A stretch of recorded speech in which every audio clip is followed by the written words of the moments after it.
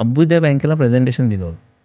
त्यांचं 5 बिलं घेऊन मी त्यांना प्रेझेंटेशन दिलं होतं. त्यांची 5 बिलं आम्ही शोधून काढली होती आणि म्हणून त्यांना मी भेटलो. तर मी त्यांना सगळं प्रेझेंटेशन दिलं. हायेस्ट सेव्हिंग त्यांची 5 बिलांमध्ये, एका बिलामध्ये 55% ची सेव्हिंग होती ओह! आणि बाकी बिलांमध्ये 40-45 अशी होती. तर त्यांनी मला जस्ट विचारलं, की "सर तुम्ही मला हे लिहून देऊ शकता का बॉन्ड पेपरवर?" मी म्हटलं, "सर बॉन्ड पेपरचा खर्च तुमचा लिहून मी देऊ शकतो." मग त्याने छान स्माईल केली.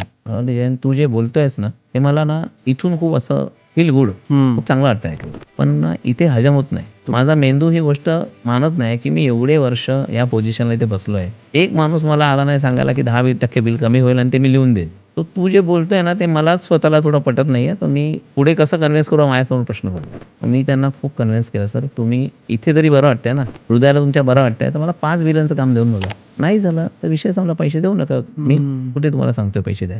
मग त्या बेसवर त्याने आम्हाला ते काम दिलं.